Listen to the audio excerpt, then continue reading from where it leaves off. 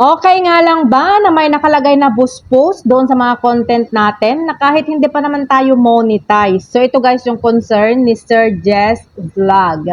So ano nga ba itong boost post or itong boost reels na nakikita natin dito sa ating mga post? So itong boost post guys, isa itong paid feature dito sa Facebook para i-promote yung mga post natin. Yung ikaw mismo ang magpaparan ng ads para makita ng mas maraming tao yung mga post mo at hindi lang yung mga followers mo ang makakakita.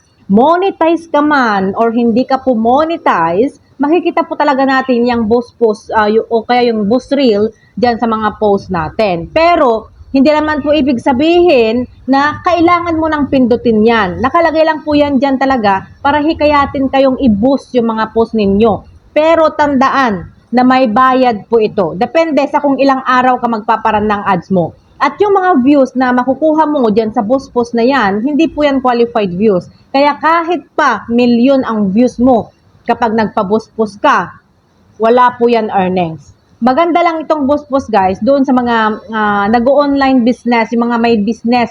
Kung gusto mong makilala yung business mo, pwede kang mag-boost post. Pero kung content creator ka, malulugi ka. Dahil magbabayad ka sa pagpaparan ng ads, pero hindi ka naman magkakaroon ng earnings.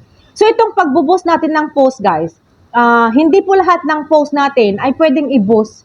Dahil nga, kapag yung post mo ay may text or heavy image, o di kaya yung mga bawal na content, ire-reject po yan ni Meta.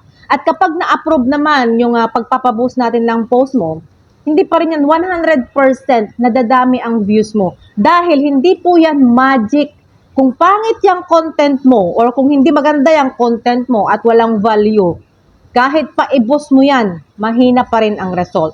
Kaya kung content creator tayo, mas maganda guys kung organic yung mga views natin para siguradong magkakaroon tayo ng earnings.